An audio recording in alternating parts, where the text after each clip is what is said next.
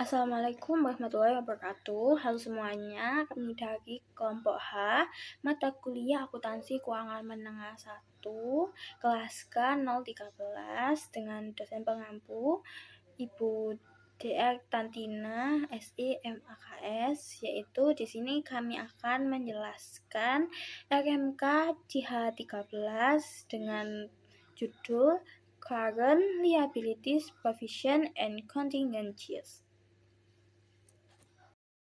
Anggota kelompok kami yaitu yang pertama Muhammad Akmal Araya dengan NPM akhir 032, yang kedua yaitu Sabita Amelia Restu Putriyanti dengan NPM akhir 126, yang ketiga yaitu Alena Azahra dengan NPM akhir 330, dan yang keempat Eglita Kusrini NPM akhir 418, dan yang terakhir Salma Maulida dengan NPM akhir 421.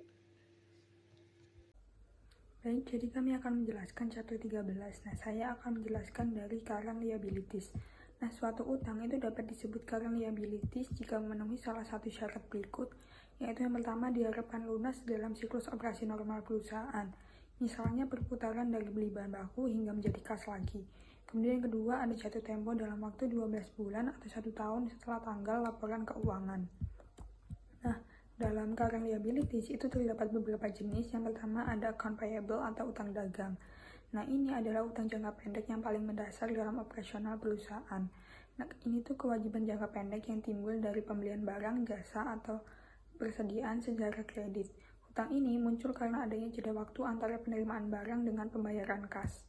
Nah, ciri khasnya itu tidak menggunakan surat perjanjian formal, tapi dia itu pakai dokumen transaksi biasa seperti faktur atau invoice atau bukti penerimaan barang. Kemudian biasanya terdapat syarat pembayaran atau potongan diskon, misalnya 2/10 N/30. Jadi artinya utang itu wajib lunas dalam waktu 30 hari, tapi kalau bisa bayar dalam waktu 10 hari, maka dia akan mendapat diskon sebesar 2%. Kemudian yang kedua ada notes payable atau utang wesel. Nah, berbeda jika utang dagang itu tidak pakai surat formal, kalau utang wesel atau notes payable itu pakai. Jadi ini tuh utangnya didukung oleh janji tertulis yang formal untuk membayar sejumlah uang pada jatuh tempo tertentu. Nah, utang ini itu muncul karena kita pinjam ke bank atau untuk memperpanjang jatuh tempo utang dagang yang belum bisa dibayar. Nah, di sini itu ada dua pembagian cara potong bunganya. Yang pertama ada interest bearing note. Jadi sebenarnya ini tuh dicantumkan secara jelas tingkat suku bunga di dalam suratnya. Misalnya 6%. Nah, kita menerima uang penuh sebesar nilai nominal uang dan saat jatuh tempo kita wajib bayar nilai nominal plus bunganya. Kemudian yang kedua ada zero interest bearing note atau tanpa bunga. Jadi sebenarnya tidak tertulis persenan bunga di suratnya, tapi bunganya itu langsung dipotong di awal atau di diskon. Nah, uang tunai yang kita bawa itu bakal lebih kecil dari nilai yang tertulis di surat weselnya. Selanjutnya yang ketiga ada current maturities of long-term debt atau bagian utang jangka panjang yang jatuh tempo. Jadi ini tuh bagian dari utang jangka panjang yang wajib dibayar dalam waktu 12 bulan. Nah, awal munculnya itu karena utang jangka panjang seperti obligasi, namun karena waktu terus berjalan ada cicilan dari utang tersebut yang harus dibayar dalam waktu 12 bulan ke depan. Nah, di dalam laporan keuangan itu harus dipisahkan antara utang jangka panjang dengan utang jangka pendek. Nah, di utang jangka panjang itu kan ada utang yang dicicil tiap tahun. Itu tuh harus masuk ke liabilitas jangka pendek, bukan jangka panjang. Tapi ada pengecualian di mana cicilan yang mau jatuh tempo ini tidak boleh dipindah ke jangka pendek jika yang pertama mau dilunasi dengan cara didanai kembali menggunakan utang jangka panjang yang baru. Kemudian kedua, jika utang tersebut akan dilunasi dengan cara dikonversi menjadi saham. Kemudian ada aturan pelanggaran. Nah, jika perusahaan itu melanggar syarat utang jangka panjang, bank itu memiliki hak untuk menagih utang. Nah, jika itu terjadi, seluruh sisa utang jangka panjang tersebut secara otomatis langsung berubah status menjadi utang jangka pendek, kecuali bank itu memberikan surat keringanan atau masa tenggang resmi minimal 12 bulan. Ya baik, di sini saya akan menjelaskan tentang short term obligation expected to be refinanced, mana ini adalah kewajiban jangka pendek yang diperkirakan akan didanai kembali menjadi kewajiban jangka panjang. Nah, Jadi, kewajiban jangka pendek adalah utang yang jatuh tempo dalam waktu 1 tahun setelah tanggal laporan posisi keuangan atau dalam siklus operasi normal perusahaan. Nah, tapi dalam beberapa kondisi, utang jangka pendek tersebut dapat dikecualikan dari liabilitas lancar jika perusahaan itu punya rencana melakukan refinancing atau pendanaan kembali menjadi utang jangka panjang. Nah, di sini ada dua kriteria yang harus dipenuhi. Yang pertama itu ada perusahaan itu memang berniat untuk membiayai kembali kewajiban tersebut menjadi jangka panjang. Nah, yang kedua, perusahaan itu harus memiliki hak tanpa syarat untuk menunda penyelesaian liabilitas minimal selama 12 bulan setelah tanggal pelaporan. Jadi, jika kedua syarat tersebut terpenuhi, maka kewajiban tersebut dapat diklasifikasikan sebagai liabilitas jangka panjang, karena perusahaan itu nggak perlu segera menggunakan aset lancarnya untuk melunasi utang tersebut. Nah, baik, di sini saya akan lanjutkan tentang dividen payable, di mana dividen payable atau utang dividen ini adalah jumlah yang harus dibayarkan perusahaan kepada pemegang saham setelah adanya otorisasi atau persetujuan dari Dewan Direksi untuk membagikan dividen. Nah, setelah diumumkan, perusahaan itu akan mengakui dividen itu sebagai liabilitas. Kenapa? Karena pemegang saham itu udah punya hak untuk menerima pembayarannya. Nah, umumnya dividen tunai itu dibayarkan dalam waktu sekitar 3 bulan sejak diumumkan, sehingga diklasifikasikan sebagai liabilitas jangka pendek. Nah, selanjutnya, dividen saham preferen kumulatif yang belum diumumkan tidak diakui sebagai liabilitas. Hal ini karena kewajiban perusahaan itu baru muncul jika Dewan Direksi secara resmi mengumumkan pembayarannya. Nah, selain itu, utang dividen dalam bentuk tambahan saham atau dividen saham juga tidak diakui sebagai liabilitas. Nah, dividen saham dicatat sebagai ekuitas karena tidak memerlukan pengeluaran kas atau aset perusahaan. Ya, baik, di sini saya akan menjelaskan tentang yang pertama yaitu customer advance and deposit. Di mana di sini dijelaskan bahwa liabilitas jangka pendek itu dapat berupa setoran kas yang dapat dikembalikan atau yang namanya returnable cash deposit yang diterima perusahaan dari pelanggan maupun karyawan. Nah, setoran ini biasanya digunakan sebagai jaminan, semisal tuh untuk penggunaan layanan, peralatan perusahaan atau pengembalian aset tertentu. Nah, hal ini dapat diklasifikasikan sebagai liabilitas lancar ataupun liabilitas tidak lancar. Nah, klasifikasinya itu tergantung sama kapan setoran itu diperkirakan akan dikembalikan. Nah, jika pengembaliannya itu kurang dari 1 tahun, maka dicatat sebagai liabilitas lancar. Nah, tapi kalau pengembaliannya itu lebih dari 1 tahun, maka diklasifikasikannya sebagai liabilitas tidak lancar. Nah, selanjutnya di sini saya akan menjelaskan tentang unearned revenue atau pendapatan diterima di muka. Di mana unearned revenue atau pendapatan diterima di muka ini ialah pembayaran yang sudah diterima perusahaan sebelum barang diserahkan atau jasa diberikan kepada pelanggan. Nah, karena perusahaan itu belum memenuhi kewajibannya, maka pembayaran tersebut nggak bisa langsung diakui sebagai pendapatan, tapi dicatat terlebih dahulu sebagai liabilitas jangka pendek. Nah, dalam mencatat pendapatan diterima muka yang mereka terima sebelum menyerahkan barang atau menyerahkan jasa, ini ada dua. Yang pertama, ketika perusahaan itu menerima pembayaran di muka, maka perusahaan itu akan mendebitkan akun kas, karena kas itu bertambah dan mengkredit akun pendapatan diterima di muka sebagai liabilitas. Nah, yang kedua, ketika barang sudah diserahkan atau jasa sudah diberikan, maka perusahaan itu bisa mengakui pendapatan tersebut, yaitu dengan cara mendebitkan akun pendapatan diterima di muka dan mengkredit akun pendapatan.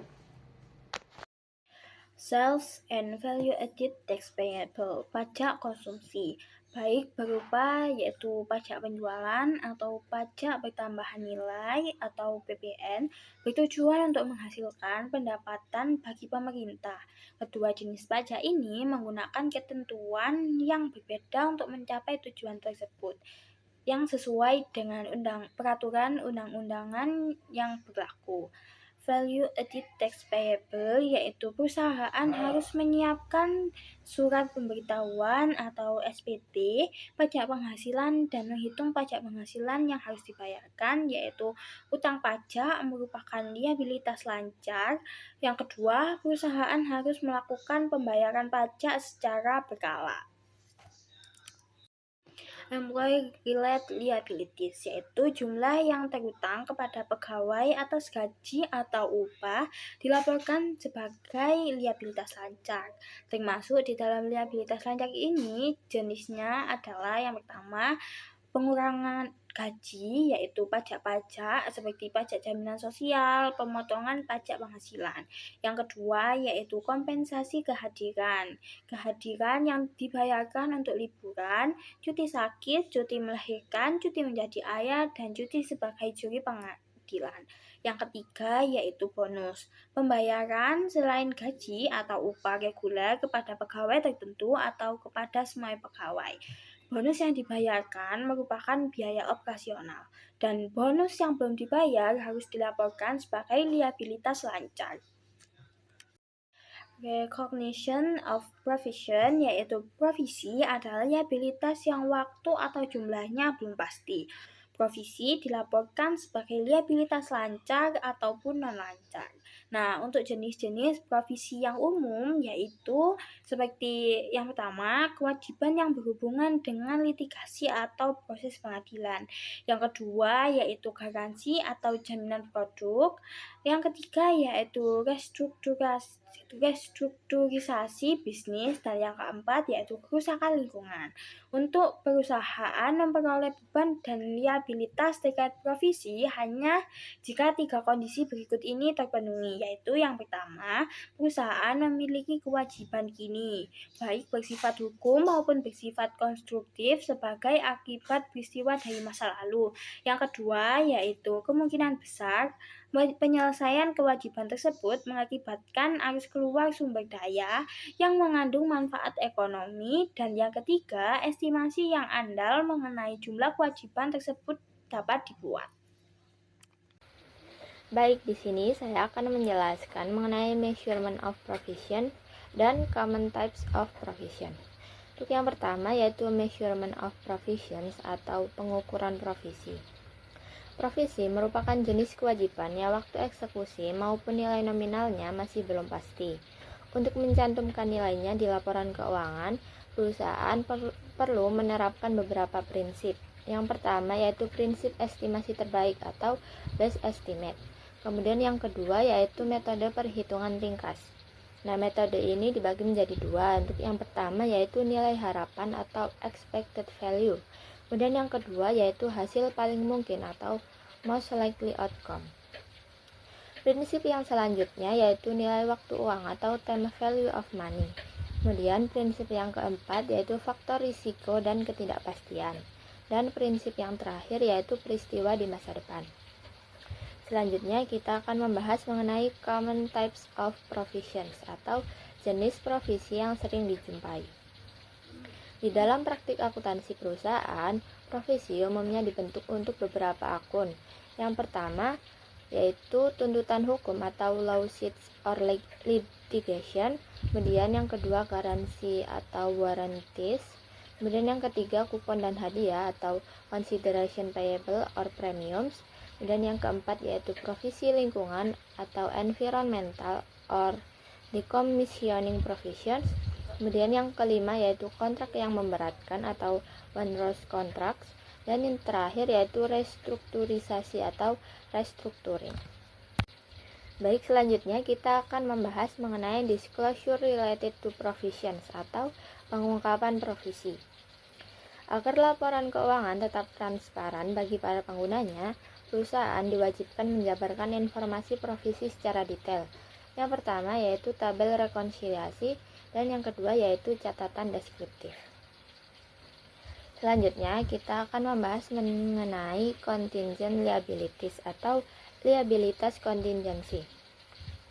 Jadi, liabilitas kontingensi adalah kewajiban potensial atau kewajiban berjalan yang tidak dimasukkan ke dalam laporan posisi keuangan atau neraca, karena belum memenuhi syarat untuk diakui sebagai profesi. Ada beberapa kondisi yang membentuk kontingensi. Yang pertama yaitu kewajiban potensial atau possible obligation, kemudian yang kedua yaitu kewajiban kini atau present obligation. Oke, sekarang kita masuk di bagian definisi dan prinsip penyajian. Jadi secara definisi di aset kontingensi ya, itu adalah aset potensial yang lahir dari peristiwa masa lalu. Namun kepastian realisasinya itu masih bergantung pada terjadi atau tidaknya terjadinya satu atau lebih peristiwa di masa depan. Jadi di masa depan tersebut itu berada di luar kendali penuh perusahaan.